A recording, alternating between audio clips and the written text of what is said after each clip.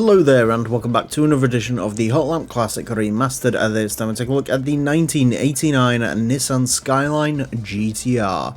This is the last R32 for us to take a look at, and it is of course wearing the iconic Calsonic Nissan Skyline livery, which is available for all of the sort of pre-1993 R32s, GTRs that is. So if you want this livery, that's how you get it.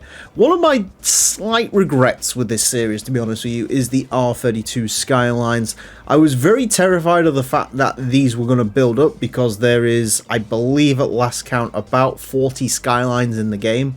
And so I really thought these R32s were going to build up massively. And so I essentially did quite a lot of them very early on in the series. And so as a result of that, we haven't really got a full-on representative lap time, in my opinion, for what the R32 can really do. So on its final outing, we can get that. If I was to ever go through and redo some laps with the cars in this series, which I'm not planning on doing anytime soon, just for the record, R32s would definitely be sort of up there, some sort of, you know, like the Nismos and the V-Spec. Just sort of give that another little go around and see how that would perform. But either way, we do get to give this car a little bit of redemption today. Skylines in general are okay on this track. They're definitely quick, no doubt about it. They do suffer a little bit with sort of very long ratio gearboxes and a little bit of rear drive bias, which means they aren't quite as nice to drive as the likes of the Evos and the Mitsubishi GTOs and stuff like that. But, you know, we'll see how this one gets along. Four-wheel drive, 646 horsepower, 1,221 kilograms. In case you are curious as to why this specific GTR was left so last, outside of the iconic livery, it's also because the 89 Skyline GTR is technically the lightest of the bunch. The V-Specs are about 20 kilos heavier than the standard GTRs. To find out how the 89 Skyline GTR gets along, it is going to get 6 laps of the Motorsports Land track. It does the best time it possibly can. Our current leader is the Suzuki Escudo Pikes Peak version that car set a time of a 25.696, and despite Kaz's best intentions, a Skyline will not be beating that. In terms of where this is going to go, the quickest R32 we've had is the standard V-Spec, the 93 V-Spec. That set a time of a 29.25, I believe, and it looks like on this car's first run, provided I don't milk the lap, yeah, we are going to beat that on sort of the second go around. We almost beat it on the first flyer from this, so it's just a case of finding out how quick the R32s really are. So yeah, it's a bit of a shame. I could have really sort of done with leaving. I want to say that 93 V-Spec, the quickest one we had, was done a little bit after the rest of them. They all sort of seem to congregate around 29.6 at the time, 28.957. So we are under 29 seconds. Which is quite an achievement for this car. To be fair, the R32s as well are pretty good to drive.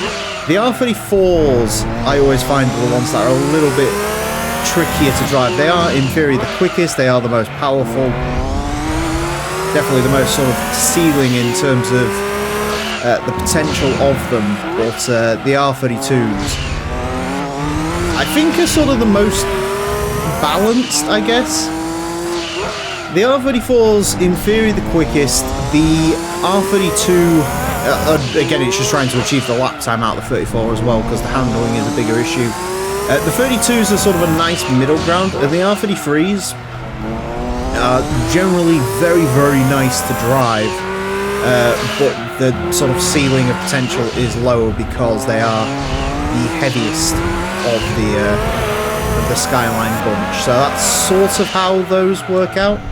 Obviously, in this sort of final test going around here, we will be able to tell you once and for all whether that is the case or not. But this one has definitely driven nice, and that's why it can achieve a very nice lap time. 28.571. So in the year and a bit since this series begun, I've apparently gotten about a second quicker with the R32s, which, yeah, it's good to know. I'm definitely not going to complain if that's how much I have improved over the last year or so. But, yeah, it's always a discrepancy, obviously. You know, you can constantly keep redoing cars. At the end of the day, you know, you're always going to get quicker and quicker. That's kind of how it goes. And there's no real way to avoid that. So, yeah. Either way, quite consistent, apparently. Obviously, you know, Sector 2 on lap 3 was a little bit quicker, but by 6,000th of a second, and Sector 3 was quicker on the first lap by literally 1,000th of a second. So, yeah, I'll take that level of consistency. I think that's pretty reasonable. A 28.571 will place this into 61st place, goes in between the Subaru Impreza WRX STI Sedan version 5 and the Nissan Skyline Arta Zexel GT500 car. I believe that's the most up-to-date GT500 Skyline that we've had go around the course.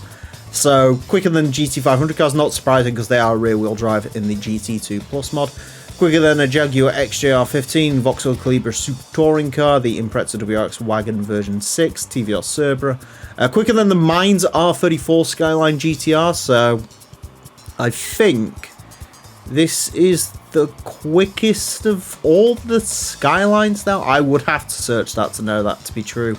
And I'm not 100% sure it is as I say it, but I think that might be the case. Or at least it is until tomorrow, because you know how this is going to work by now. Join us next time. Until then, farewell.